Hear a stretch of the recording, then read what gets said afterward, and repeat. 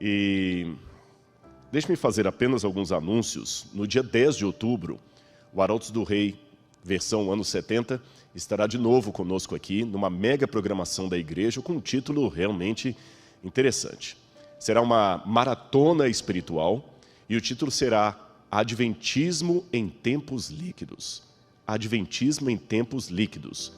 O que isso significa? Várias pessoas da igreja estarão sendo reunidas para palestrar aqui, intelectuais, professores, representantes da igreja, e você é o nosso convidado, tá bem? Também haverá outra sequência dessa maratona espiritual no dia 7 de novembro e depois no dia 12 de dezembro. E agora que você pode transmitir pela internet para vários cantos do Brasil e do mundo, por que não participar? Ainda que de maneira virtual, tá bem? E hoje à noite também nós teremos uma vigília especial que começará às 16h30, 16h45, e nós vamos falar sobre vários temas relacionados ao Apocalipse, que aliás é a temática de toda a semana. Como o pastor Gilson já mencionou, o Apocalipse será falado e nós vamos estudar o Apocalipse, e eu conto com a sua oração, a sua participação e a sua decisão ao lado de Jesus. Muito bem, meus irmãos, nós vamos colocar ali no PowerPoint o nosso tema de hoje. Enquanto ele já está sendo projetado, eu gostaria de convidá-los a lerem comigo Apocalipse, capítulo 1, já que vamos estudar o Apocalipse. Apocalipse, capítulo 1, versículo 4. João, às 7 igrejas que estão na província da Ásia, que a graça e a paz estejam com vocês, da parte daquele que é, que era e que há de vir, e da parte dos 7 espíritos que estão diante do seu trono, e da parte de Jesus Cristo, a fiel testemunha, o primogênito dos mortos e o soberano dos reis da terra. Nós sabemos que foi João que escreveu o livro do Apocalipse. Isso aí não há nenhuma dificuldade, nenhum problema. Agora, a questão é a seguinte: quem é esse João? Por isso que eu resolvi dar o título desse sermão de Aprendendo a Amar, uma análise psicobiográfica da vida do apóstolo João, do chamado discípulo amado. O que eu quero dizer com uma análise psicobiográfica? Talvez você nunca ouviu falar dessa palavra.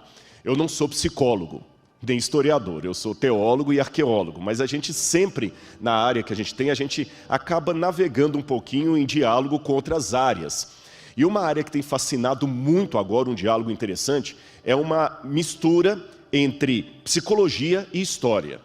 Como é que isso acontece? Bom, nós geralmente conversamos com os psicólogos, aqueles que analisam, que estudam o comportamento humano, e em conjunto com os psicólogos tentamos fazer uma análise psicológica de algum personagem do passado a partir daquilo que nós recuperamos dele ou dela.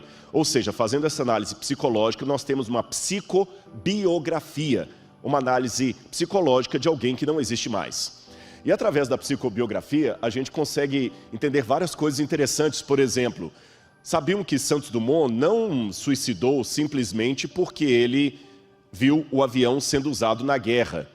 Há um motivo psicológico maior. Estudos de psicobiografia, que não devem ser confundidos com psicografia, psicobiografia, mostram que Santos Dumont sofria de bipolaridade. Eu sei que o termo bipolaridade hoje está um pouco em desuso, mas eu estou colocando apenas de forma leiga. Santos Dumont tinha problemas sérios, emocionais, que o levaram ao suicídio, e aquela situação do avião sendo usado para a guerra apenas agravou um problema que Santos Dumont tinha. Bom, houve outros estudos psicobiográficos sobre Herodes, por exemplo, e a partir dessa análise psicológica, nós não vamos justificar, porém compreender um pouquinho melhor por que certos vultos da história agiram como agiram. E o que a gente pode aprender então sobre o apóstolo João? Vamos ver então. Quem era João, cognominado o discípulo amado? Pegue a sua Bíblia, se você está acompanhando em casa, corra agora, pegue a Bíblia e aproveite, enquanto você está aqui, saia um pouquinho aí do canal, mande um WhatsApp para os seus amigos. Gente, liga agora lá no canal da TV UNASP Campus São Paulo e assista essa mensagem sobre o apóstolo João. Na verdade, será uma pregação, um estudo, um reavivamento para honra e glória de Deus. Quem era o apóstolo João? Você tem aí, no quadro, está mostrando para você um mapa da Galileia. a região de onde veio João. Você pode ver ali o mapa da Galileia, você tem em cima o mar da Galileia, tá certo?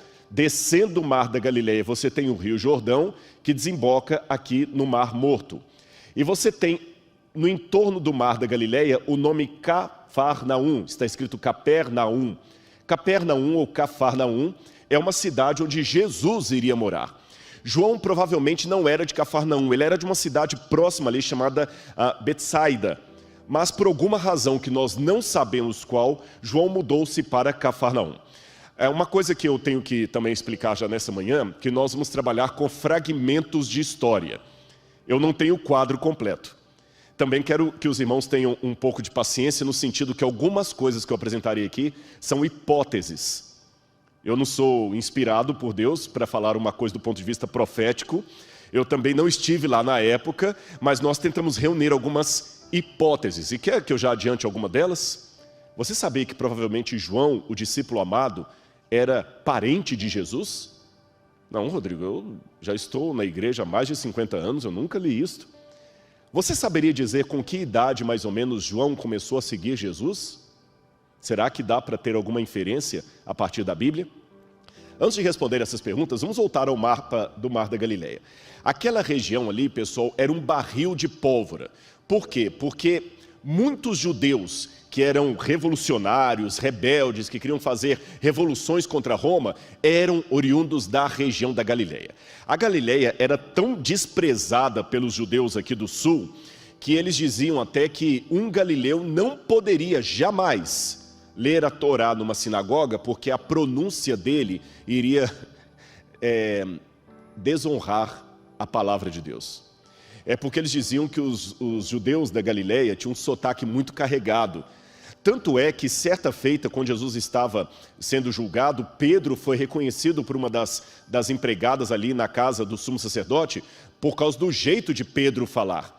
Ele falava como alguém que era da Galileia. Lembra a pergunta, será que se levanta profeta na Galileia? Até um dos preconceitos contra Jesus era isso. Mas vamos deixar Jesus um pouco, vamos falar de João. João era daquela região. Havia, inclusive, próximo à época que João nasceu, na minha conta, João deve ter nascido por volta do ano 10, 11 da nossa era. Um pouco antes disso, no ano 6, houve uma rebelião ali na Galileia, promovida por um homem chamado Judas o Galileu. Não confunda Judas o Galileu com Judas Iscariote, é outro Judas. Esse Judas fez uma revolução armada e os romanos entraram em peso por causa dessa revolução e destruíram muitas vilas, puseram fogo em muitas casas. Esse quadro que vocês estão vendo aí é um quadro artístico, evidentemente, mas ele dá uma ideia de como seria uma vila da Galileia naquela época. Preste atenção nos detalhes do quadro. Os judeus aqui jogando pedra nos romanos, os romanos entrando como uma tropa de choque. Eles tinham ódio dos romanos. E foi nesse ambiente, num clima de revolução contra Roma, de ódio, que nasce João. João nasce justamente num período assim de nervos à flor da pele, eu podia dizer. João nasce numa época em que eles queriam expulsar os romanos de qualquer maneira.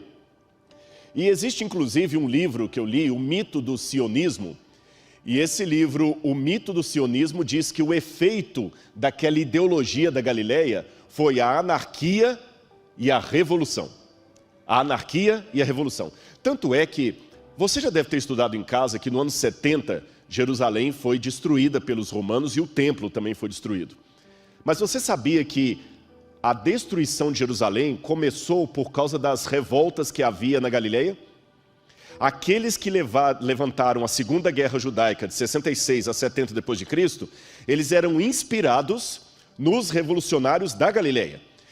Quem já estudou história sabe da Revolução Francesa, quando o pessoal pegou luta armada, destruiu a Bastilha, e quando o pessoal realmente entra numa guerra civil para tirar um tirano do poder, qualquer coisa assim, a guerra civil pode até tirar o dominante, mas ela acaba trazendo sequelas terríveis. No caso da Revolução Francesa, o próprio Robespierre, que era um dos intelectuais da Revolução, morreu na guilhotina, bem como Luís XVI, Maria Antonieta, todos os outros. As pessoas iam morrendo uma atrás da outra. A França virou um caos depois da Revolução Francesa. Pois o que aconteceu na Galileia, na época em que João nasceu, cresceu como adolescente, foi uma espécie de revolução francesa, no caso, judaica, daquela época. E a consequência disso foi que no ano 70, Jerusalém, na Judeia, foi destruída, quando Bar Giora, que era um judeu da Judeia, inspirado naqueles da Galileia, pegou luta armada contra os romanos. Agora, uma coisa que eu não posso esquecer também de dizer para você. Muitos desses líderes que levantavam contra Roma ali, com ódio aos romanos e com gritos de ordem, se proclamavam Messias.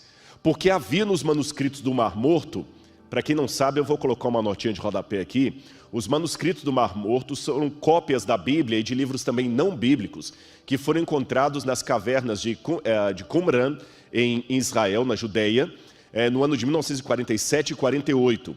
São textos datados de até 270 anos antes de Cristo e que contam muito como era o judaísmo daquela época. Então a gente, lembra que eu falei de fragmentos de história? Eu tenho muitas coisas interessantes que eu pego desses textos aí. E esses textos afirmam que na virada do século 100 antes de Cristo, para começar a época depois de Cristo, ou era comum, como os judeus chamam, havia uma grande expectativa que as profecias de Daniel estavam se cumprindo e o Messias estava para chegar. Ou seja, eu tenho dados que as pessoas estudavam as profecias e sabiam que o Messias iria vir. Foi uma época de oportunismo. É nesse ambiente, nesse contexto, que João surge numa família judaica. E o nome dele, o que significa? Ali no quadro você tem o nome dele escrito na última linha ali, Yohanan em hebraico. Yohanan significa em hebraico, Deus é gracioso, ou Deus concede a graça. Deixe-me explicar para você um pouquinho como é que o nome era escolhido nos tempos bíblicos, para que você possa entender o quadro. Normalmente aqui no Brasil, na cultura ocidental, nós escolhemos nome porque é bonito, porque está na televisão. Tem um personagem de um filme aí. Quantos Roberto Carlos não tem no Brasil aí por causa do cantor Roberto Carlos?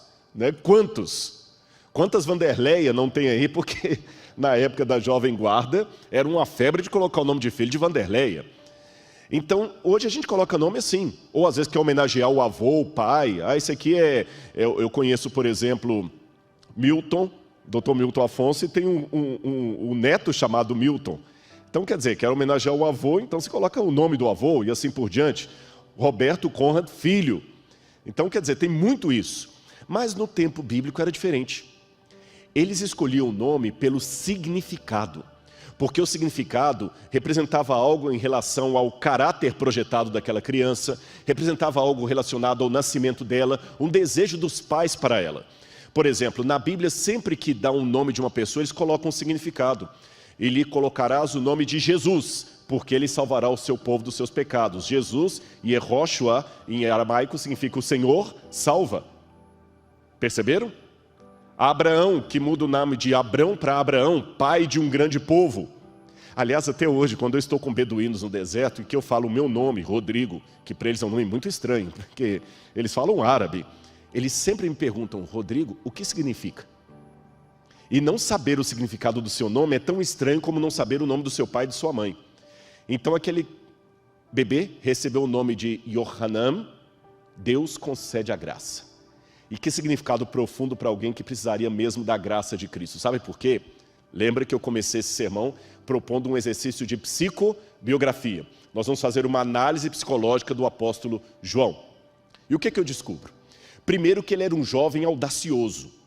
Ele queria encontrar o Messias. Ele cresceu na Galileia, talvez com ódio dos judeus, porque lógico, uma criança que nasce numa comunidade do Rio de Janeiro, ela já nasce com algum contexto ali, que quando a palavra milicianos é pronunciada talvez para alguém de São Paulo, ela tem um significado. Quando a palavra miliciano é pronunciada diante de uma criança da periferia do Rio de Janeiro, ela tem outro significado. Porque o miliciano, para mim, é um dado do jornal. Para ele, o miliciano é aquele que está lá extorquindo o dinheiro do pai dele, alguma coisa dessa natureza. Vocês compreendem? Então, para um judeu da Galileia, a palavra romano, império, César, era odiada. E a palavra Messias era um sinônimo de esperança.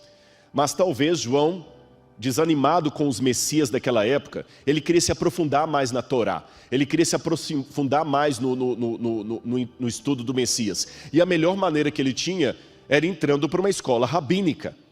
Só que ele tinha que encontrar um rabino que o aceitasse como discípulo. João não era de uma família de elite, ele não tinha dinheiro para pagar grandes cursos, para ir para uma escola em Jerusalém. Então o que ele fez? Ele vem juntamente com André, um amigo que ele fez ali. Os dois saem da Galileia, vocês estão vendo o mapa, e vêm até aqui perto de Jericó. Estão vendo no mapa aí os dois pontos? Galileia e Jericó. Eu estou sem um retorno de vídeo, o pessoal de casa também está conseguindo ver a tela cheia do...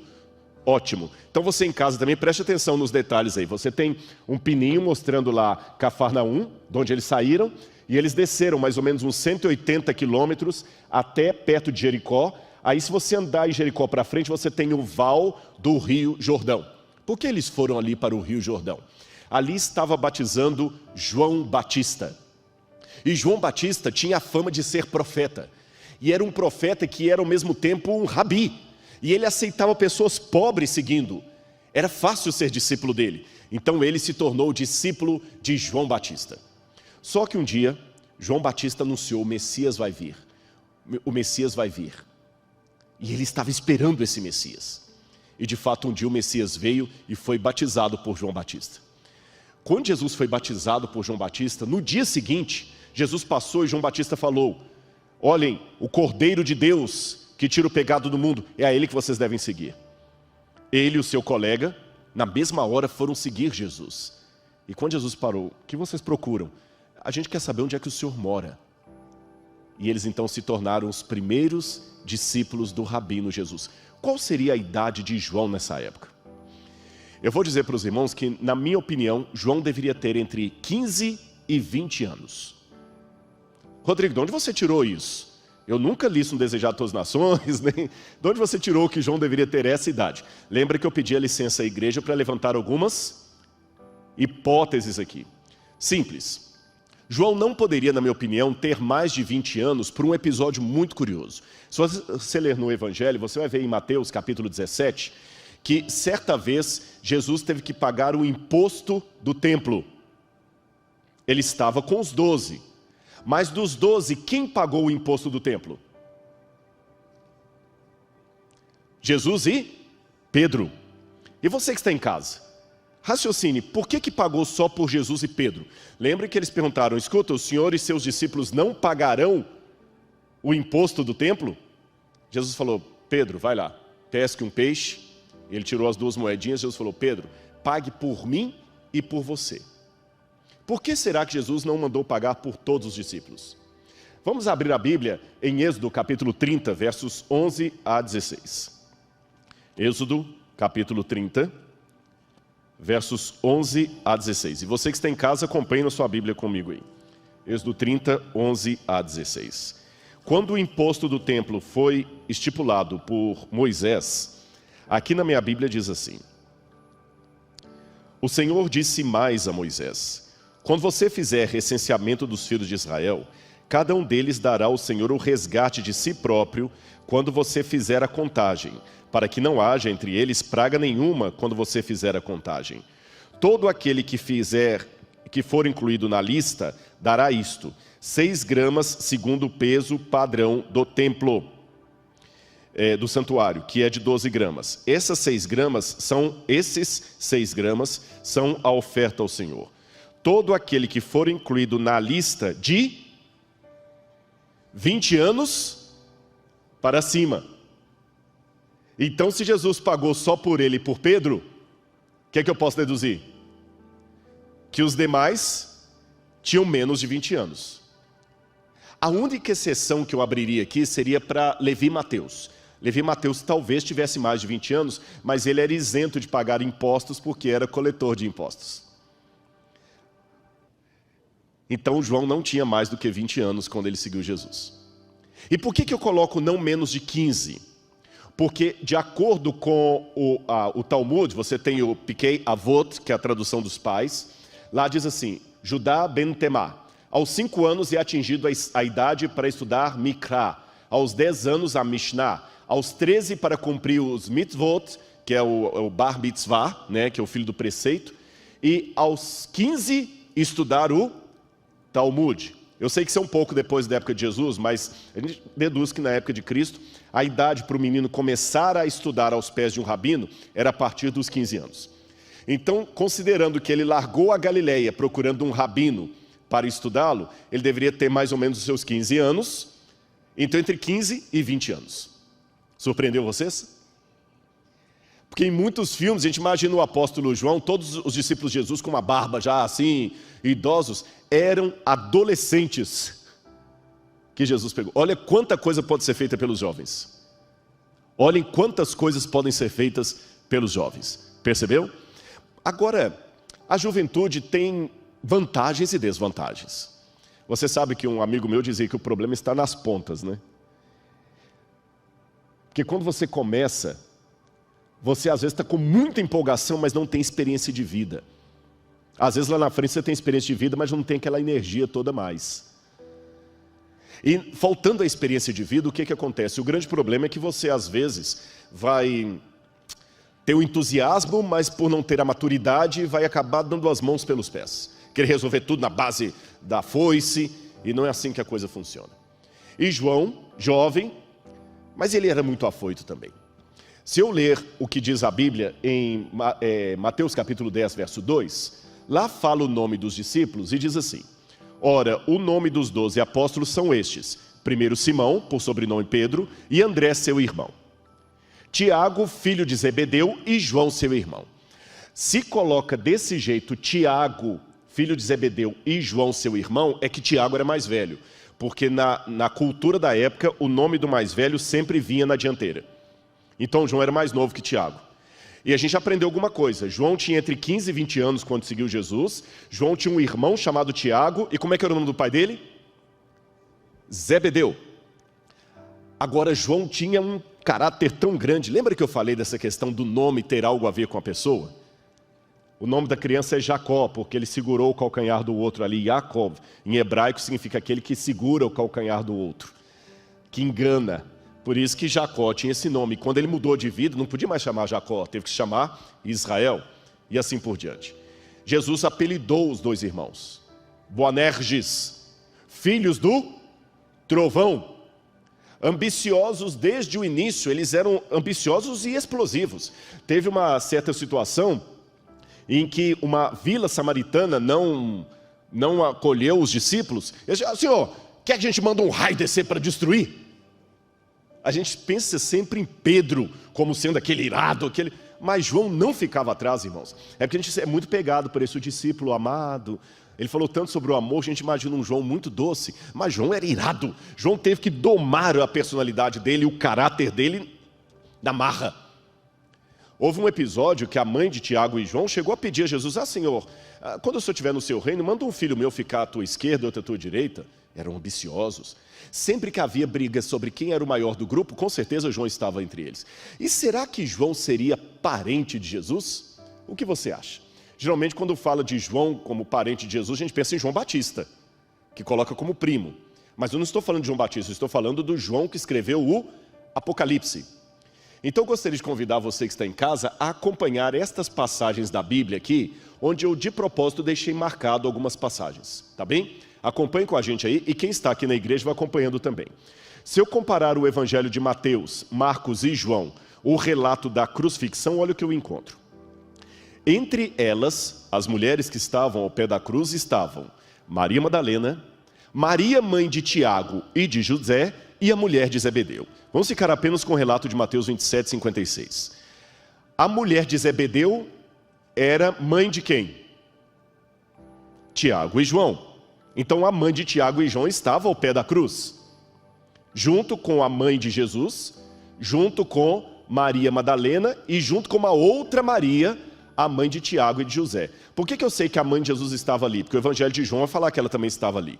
Por isso que nós chamamos o cinturão de Órion de as três Marias, que é a Maria, mãe de Jesus, a Maria Madalena e a Maria, mãe de Tiago e José.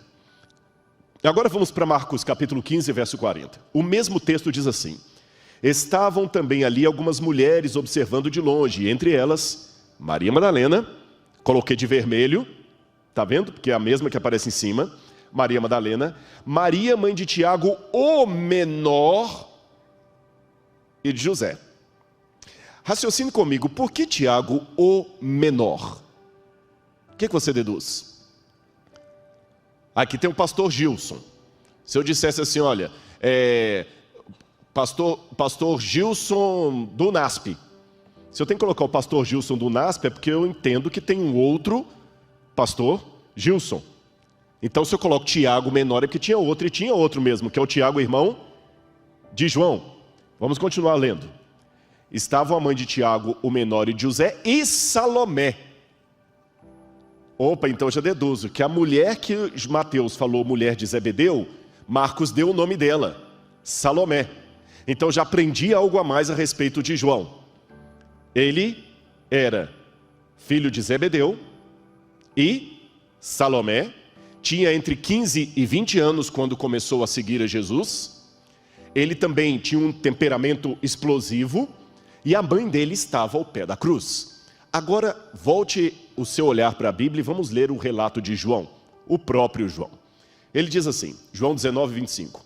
E junto à cruz estavam a mãe de Jesus, Maria, mulher de Clopas. Ora, essa Maria, mulher de Clopas, não pode ser mulher de Zebedeu, porque ela é mulher de Clopas. É a mãe de José e de Tiago, correto? Maria Madalena, tranquilo.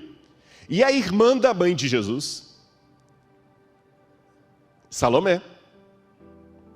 Então, na minha humilde opinião, eu trabalho com a hipótese que Salomé era a mulher de Zebedeu, mãe de Tiago e João, irmã de Maria, mãe de Jesus. Isto faz de João primo, de primeiro grau. É por isso, na minha opinião, que várias situações, João está perto de Jesus ali, João com Tiago, Pedro, Tiago e João. Pedro, Tiago e João. Quando Jesus chamava três em particular, era Pedro, Tiago e João. João ainda reclinava a cabeça no seio de Jesus. E aí eu entendo por que a mãe de João chegou com tanta petulância sobre o Messias. Pela cultura do Antigo Oriente Médio, uma mulher não chegaria a um rabino assim, com essa intimidade, a não ser que ela tivesse uma ascendência de família sobre ele. E pediu, olha Senhor, no teu reino, manda um filho meu ficar à tua direita ou à tua esquerda, são teus primos. Nepotismo. E aí você entende mais uma coisa em casa. Por que ao pé da cruz, Jesus pede a João para cuidar de Maria, da mãe de Jesus? E de acordo realmente com a tradição, João foi o que tomou conta de Maria e ele a levou para a cidade de Éfeso, que você está vendo ali no mapa. E nessa cidade de Éfeso, João morou por muito tempo e depois ele morreu e foi sepultado em Éfeso. E perto de Éfeso havia as igrejas que ele pastoreava, Pérgamo, Tiatira, Sardes, Filadélfia, Esmirna, Laodiceia, falei todas, e Laodiceia, que são as 7 igrejas para as quais ele vai mandar as suas cartas que vamos estudar essa semana. Minim, a Birkat Minim, em hebraico significa a maldição dos hereges. Agora imagina, na sinagoga, incluíram no espaço da liturgia um momento para você amaldiçoar os hereges. Imagine só, a ruptura com a sinagoga ficou muito grande. Aí eu entendo por que João escreve no Apocalipse a sinagoga de Satanás, aqueles que a si mesmos se declaram judeus e não o são. Outro problema, filosofia grega e helenismo. Você tinha ali em Éfeso muito a filosofia, 500 anos antes de João, de um sujeito chamado Heráclito. Heráclito falava muito do Logos. Heráclito que dizia, não se pode cruzar 2 vezes o mesmo rio, tudo está em fluidez. E talvez por causa dessa situação que João, partindo do conhecido para o desconhecido, começa o evangelho dele falando do Logos também, porque Heráclito falava do Logos. Enachen rologos, kai rologos en proston theon, no princípio era o verbo, e o verbo estava com Deus. Bom, em quarto lugar, nós temos movimentos dissidentes do cristianismo, como o gnosticismo, que diziam que Jesus não se encarnou, e eram membros da igreja, atrapalhando a igreja, ensinando coisas que os apóstolos não ensinavam. E João era tido, não, esse já está velho, ele já está meio caduco. Vamos adaptar o evangelho ao helenismo. Número 5, ex-seguidores de João Batista, que agora vinham para a igreja cristã. Como o próprio João também tinha sido seguidor de João Batista, quando João Batista morreu, os seguidores dele ficaram perdidos, e o lugar mais próximo que eles tinham era uma igreja cristã, pastoreada por alguém que também seguiu a João. Por isso que no Evangelho de João, de cara, a primeira coisa que ele faz é colocar o contraste entre João Batista e Jesus, para mostrar que João Batista não era Messias, João Batista não era em pé de igualdade com Jesus. E em último lugar, a perseguição da idolatria de Éfeso, que eu falei com vocês. Agora eu quero mostrar para vocês outros problemas que o autor do Apocalipse tinha. Nós temos alguns relatos, como de Atenágoras, que nos revelam os boatos que corriam pelas ruas de Roma contra o cristianismo. Porque hoje é muito fácil, numa civilização ocidental cristã como a que nós vivemos, dizer, não, eu sou cristão. Às vezes até pensamos assim, alguém que não é cristão, não é gente boa. E eu tenho que cuidar com isso, porque há muita gente boa que não é cristão. Tem muito budista que é gente boa, tem muito muçulmano que é gente boa. E a graça de Deus nos está alcançando também, tá certo? Até que, como nós vamos ver no Apocalipse, o anticristo esteja dominando o mundo plenamente, e o mundo esteja polarizado entre os que têm a marca da besta e os que não têm a marca da besta, até que esse dia chegue, nós não podemos arvorar teologicamente que apenas aqueles que concordam comigo estão ao lado de Deus. Porque hoje Deus tem filhos espalhados em todo o globo, em todas as religiões e até fora delas.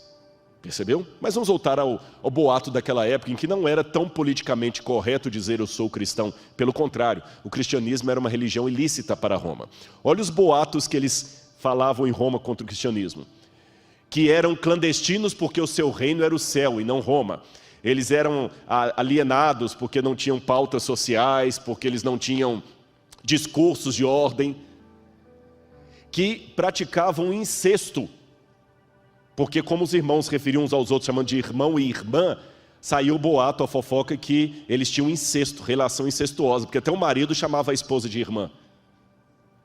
Outro boato, que eram canibais. Esse ataque surgiu por causa da Santa Ceia, porque eles diziam na ceia que eles comiam do corpo e do sangue de Cristo, então que praticavam canibalismo. Que eram infanticidas. Nós não temos muita origem desse boato, mas falavam que os cristãos sacrificavam crianças em culto para representar a Cristo.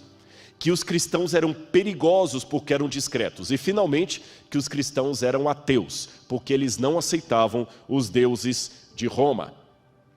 Esta aqui era a principal divindade de Éfeso, a deusa Diana ou Deméter. A Deméter ou Diana, Artemis.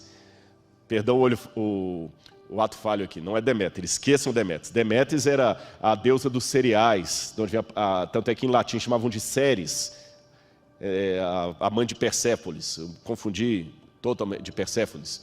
Aqui eu estou falando de Diana dos Efésios, tá bem? Essa imagem foi encontrada embaixo dos escombros do antigo templo de Deméter, ou de Diana.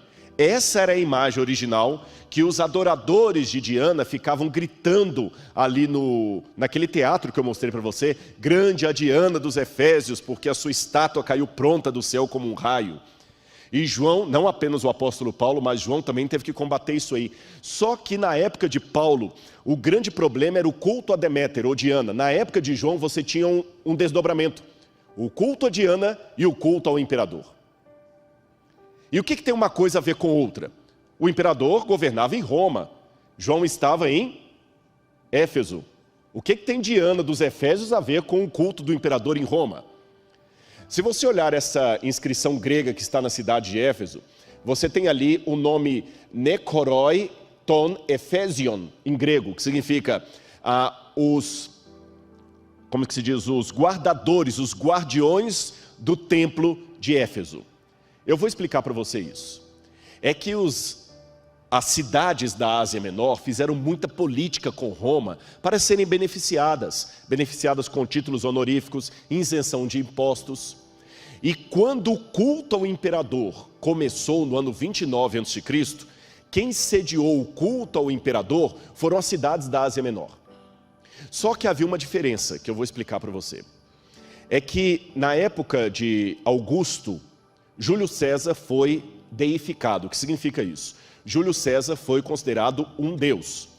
Depois Augusto também foi considerado um deus. Depois Tibério, depois Calígula, Nero, todos os imperadores romanos foram considerados deuses, porém com uma diferença.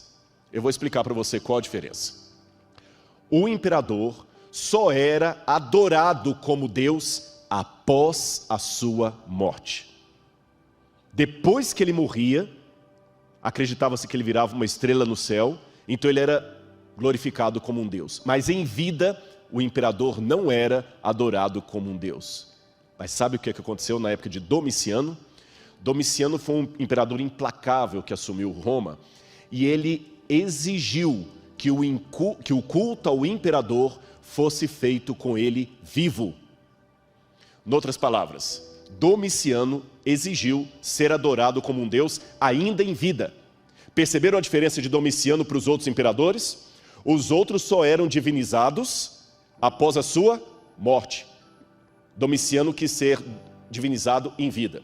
Olhem nessa foto aí, a imagem de uma criancinha perto do resto de uma estátua de Domiciano que foi encontrado na cidade de Éfeso. Olha o tamanho da estátua. Eu preferi colocar essa foto porque com a criança ali dá uma ideia de proporcionalidade, de tamanho. É engraçado que os próprios romanos resistiam à ideia de fazer de um homem um deus ainda em vida. Tinha uma tradição interessante em Roma que eu vou contar para você. Para impedir que o imperador se tornasse um deus em vida, eles tinham um culto, uma celebração chamada apoteose. Apoteose é quando o imperador é divinizado, mas apenas depois da morte.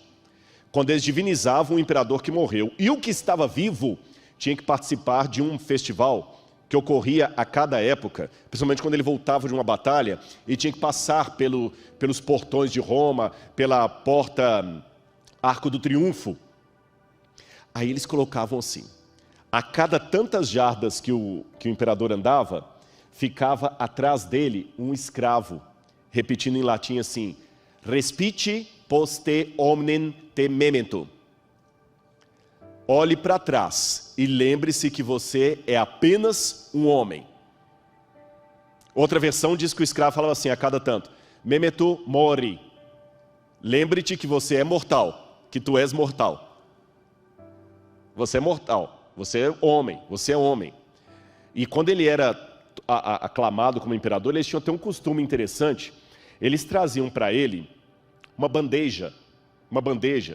E quando eles colocavam nessa bandeja, eles colocavam várias palmeiras. Pegavam ramos de palmeira, porque a palmeira era um símbolo de vitória.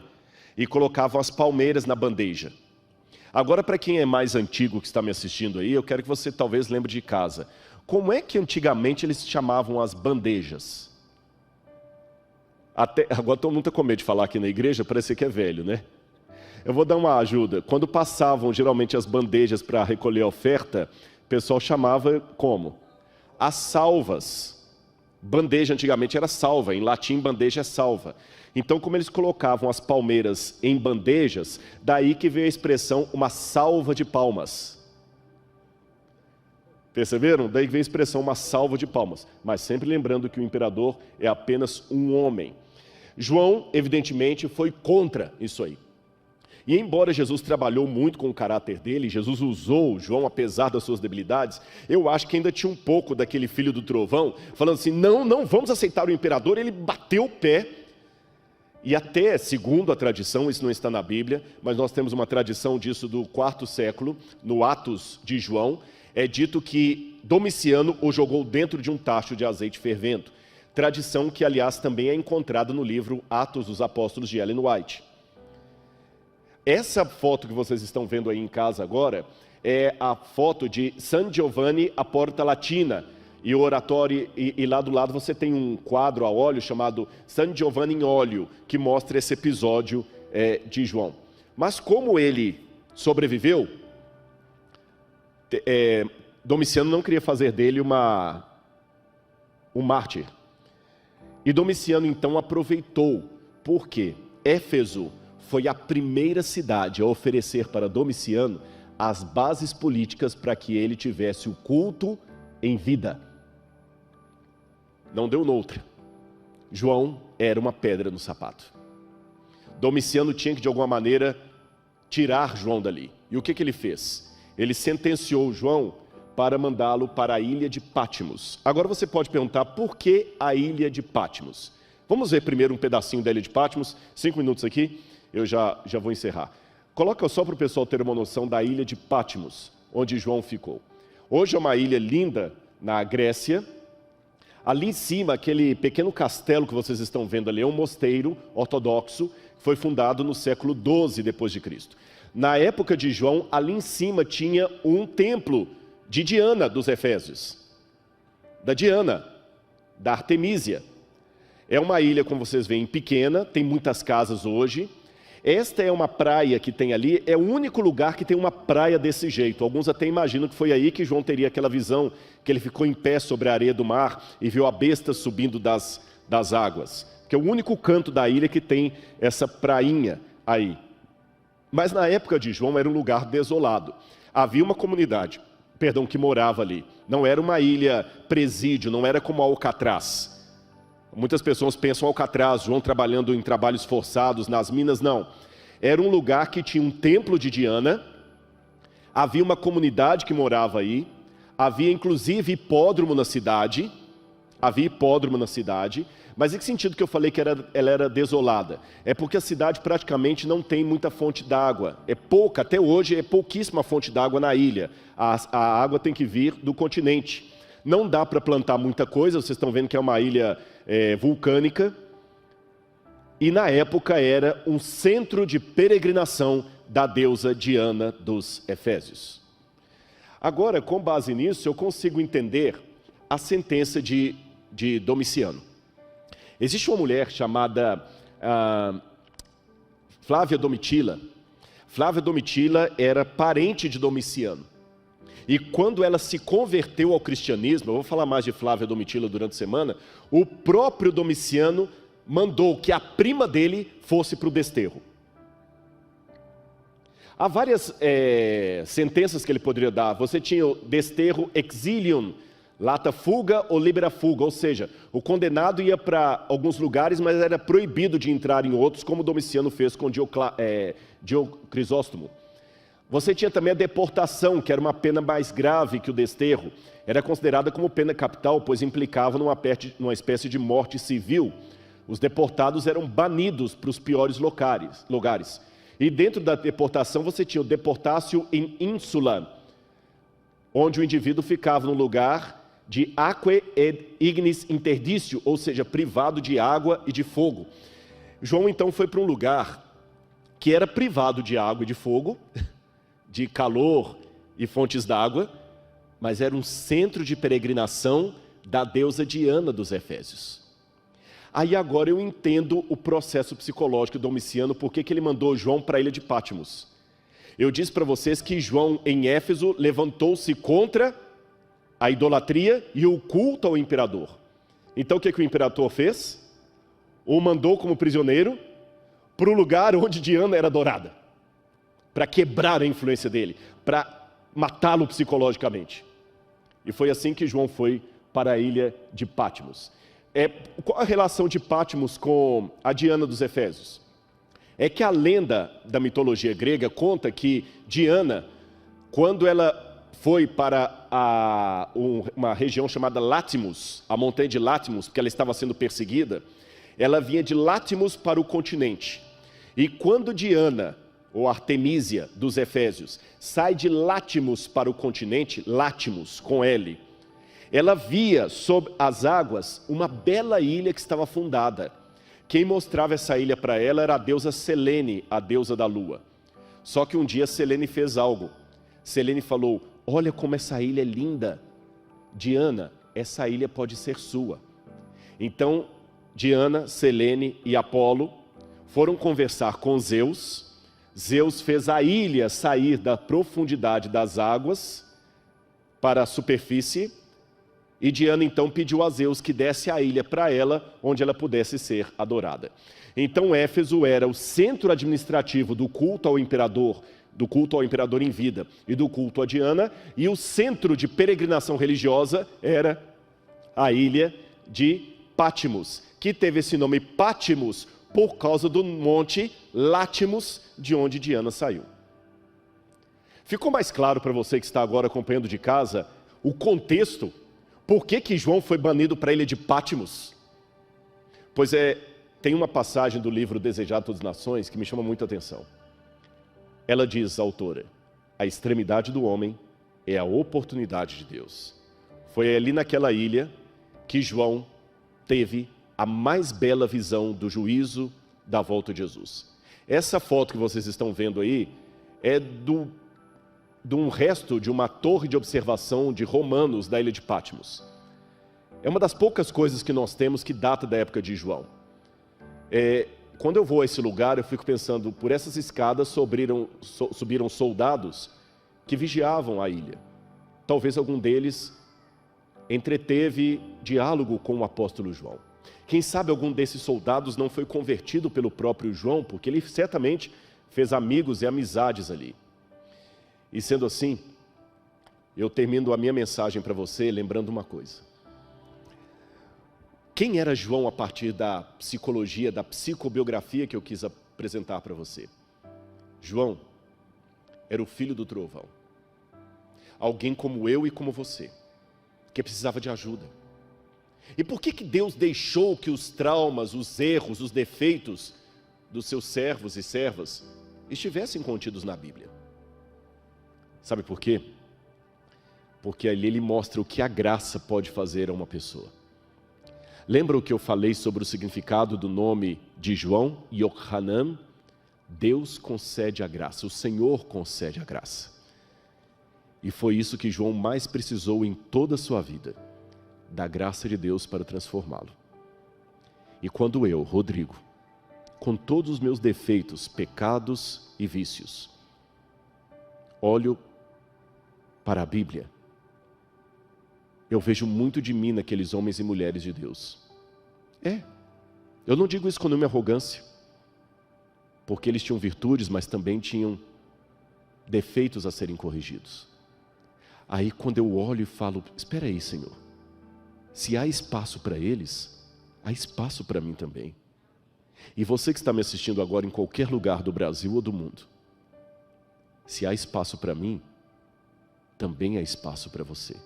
Não um espaço apenas de banco, um espaço ativo, para que Deus possa transformar você. Mesmo que você for uma pessoa ambiciosa, lutando com o seu caráter, com a sua personalidade irascível, dia após dia, calma, Deus ainda vai cuidar de você.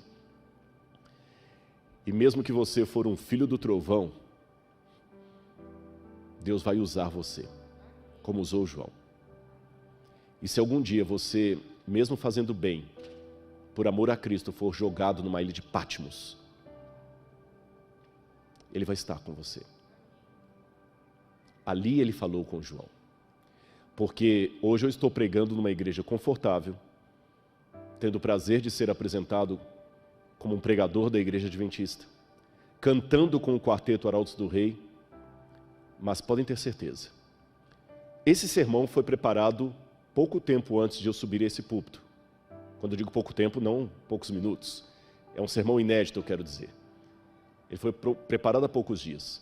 Mas o Espírito que me imbuiu a pregar esse sermão foi preparado quando eu estava na minha ilha de Patmos, no alto da laje de uma casa, chorando copiosamente, com 13 anos de idade, e ouvindo o Arautos do Rei e a Voz da Profecia na rádio Itatiaia. E Deus estava comigo ali. Eu quero mostrar para você em casa mais um trecho da ilha de Patmos.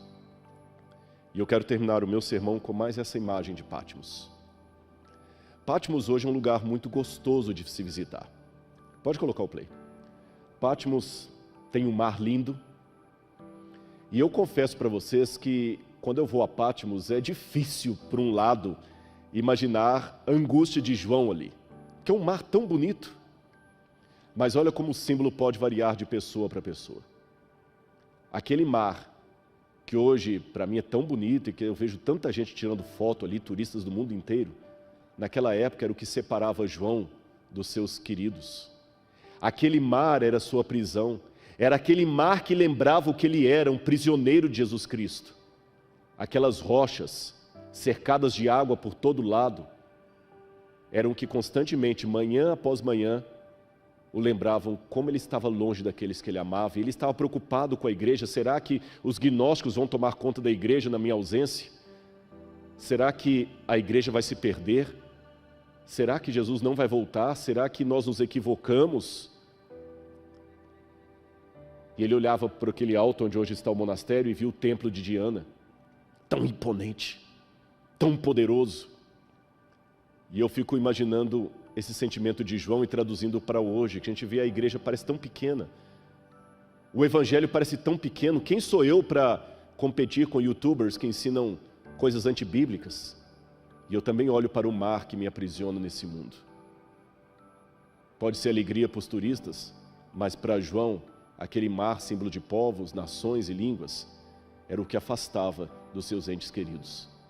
É por isso que, de maneira triunfal, ao final do livro, ele diz: vi um novo céu e nova terra, porque o primeiro céu e a primeira terra passaram, e o mar já não existe. Não haverá mais distância, não haverá mais pranto, nem morte. E é com essa primeira promessa de João que eu inicio essa semana de oração sobre o Apocalipse. Você conheceu aqui João, o discípulo do amor, que teve que aprender na marra o que é amar e se sentir amado por Deus. E nesse momento eu quero que o Arautos cante novamente uma música que fala do amor de Deus. E onde quer que você esteja nesse momento, que o Espírito Santo possa chegar onde a voz do pregador não chega, e possa talvez convencer você da primeira verdade bíblica que você tem que aprender. Sabe qual é? Eu vou até querer que essa câmera aproxime mais aqui, que eu quero falar bem pertinho para você.